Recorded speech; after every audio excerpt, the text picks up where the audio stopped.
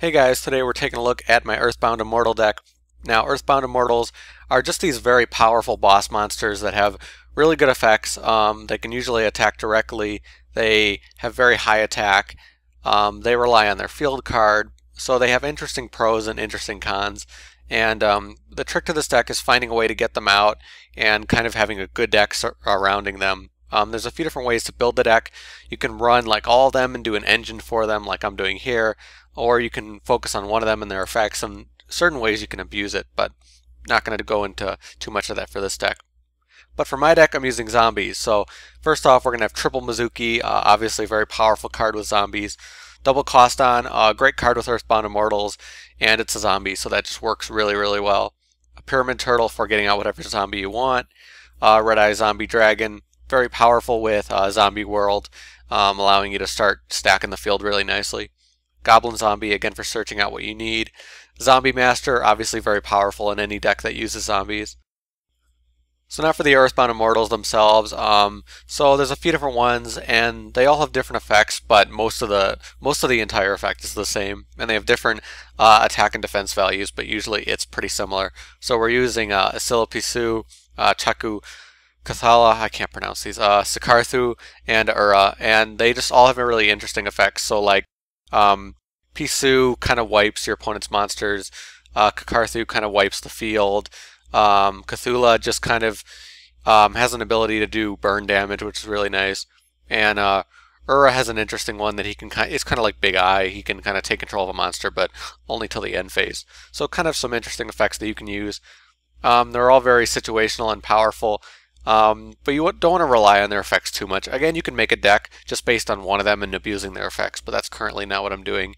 But you want to keep in mind their effects because that allows them to work in certain other decks if you want to build them. I don't want to get into too many other decks, but just like an example, Ccaryhua is really good in Fire Kings. But the big, idea behind them is just that they're double tributes. They can attack directly. You can only have one up on the field, and if you lose your field spell, they get destroyed. They're kind of like Malefics that way. So now for the spells, we have Zombie World, setting up this deck really well with the zombies and allowing you to do some really interesting things with your Earthbound Immortals.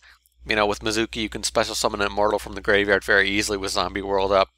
Book of Life, similar thing, just allowing you to get these guys out very easily. Mausoleum of the Emperor, just another way to get out your Earthbound Immortals, although it's a very costly price to pay. Terraforming to get what you need. Forbidden Lance, very important for protecting your Earthbound Immortals.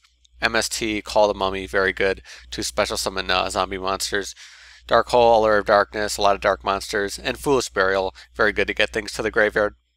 For the traps, not a lot of room for traps, so just the staple ones. And then Offering to the Immortal is just kind of a last resort card, allowing you to, survive and set up things well to summon an Earthbound Immortal.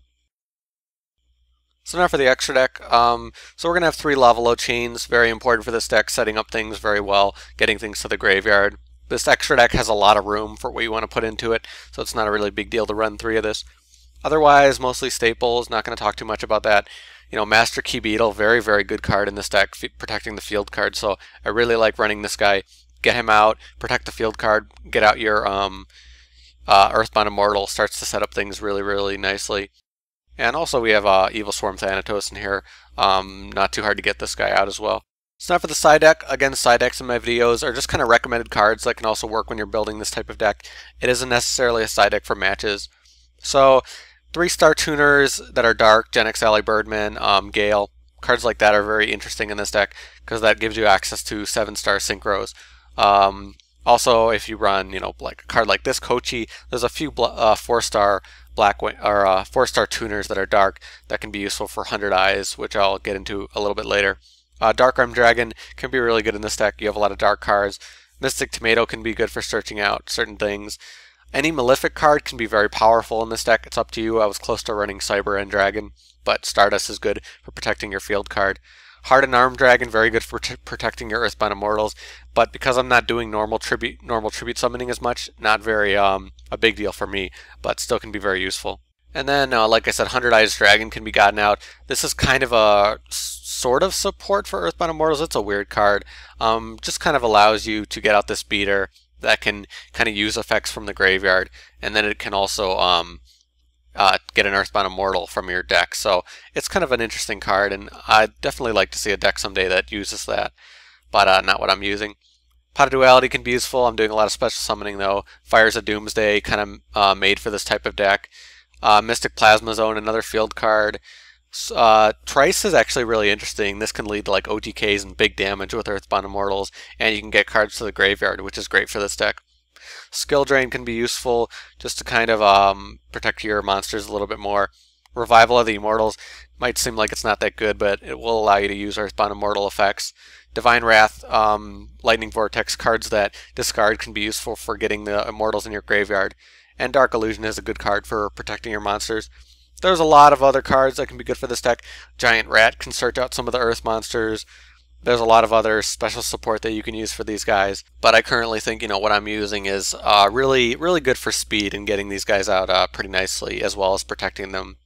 But that's my Earthbound Immortal deck. If you guys have your own Earthbound Immortal deck, post below, let me know in the comments. Even if you have one that supports only one, it'd still be really cool to see. But that's about it for me. Thank you guys for watching. I'll see you later.